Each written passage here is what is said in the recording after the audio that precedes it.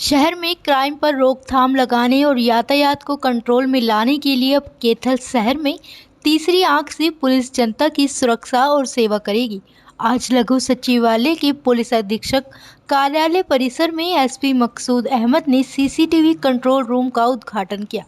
और CCTV control system का निरीक्षण किया। प्रेस वार्ता को संबोधित करते हुए एसपी मकसूद अहमद ने बताया कि कैथल शहर में क्राइम पर रोकथाम लगाने और यातायात को सुचारू ढंग से कंट्रोल करने के लिए सीसीटीवी कैमरों की बहुत आवश्यकता थी।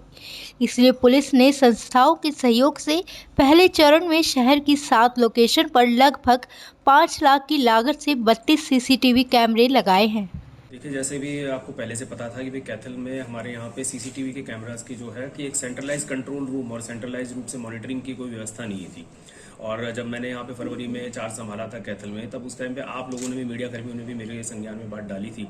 और ये बात लगी थी हमें कि बहुत ज़्यादा इसकी आवश्यकता है। इसी के लिए दिशा में हमने प्रयास किए और कुछ संस्थाओं के सहयोग से CSR के थ्रू हमने उनसे फंड्स डोनेशन के रूप में कलेक्ट किए और उसके थ्रू हमने ये पहले चरण जो है अभी आप हमारा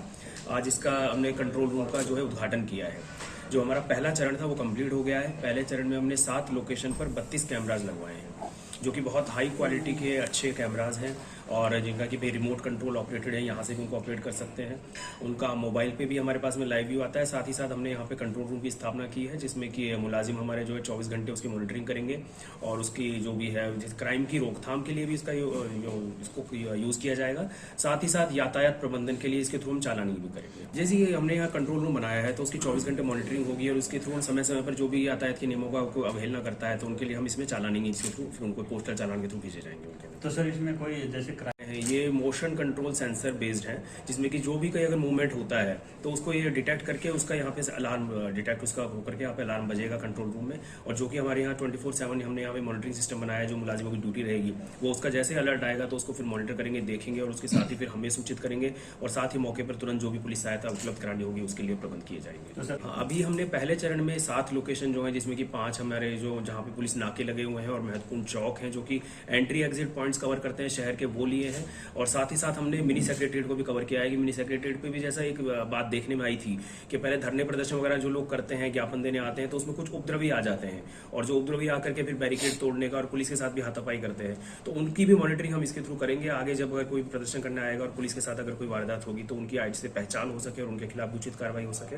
और अगला चरण जैसे की बात हुई, अगले चरण में हमने सोचा हुआ है इसी के बाद में इसको और आगे एक्सपेंड करेंगे। उसकी तैयारी हमने शुरू कर दी है, उसके लिए हमारी सामाजिक संस्थाओं के थ्रू बात चल रही है और अगले चरण में भी 6-7 लोकेशन जो है मेन जो है वो कवर की जाएगी। तो जैसे एजेंसी के थ्रू ये कैमराज लगवाए हैं, उनके साथ हमने 1 साल का AMC पहले से ही किया है, तो 1 साल की पूरी एनुअल मेंटेनेंस जो है वो उस एजेंसी की रहेगी और आगे फिर 1 साल पूरा होने पर उसको फिर हम रिन्यू भी करवाएंगे। तो सर इसका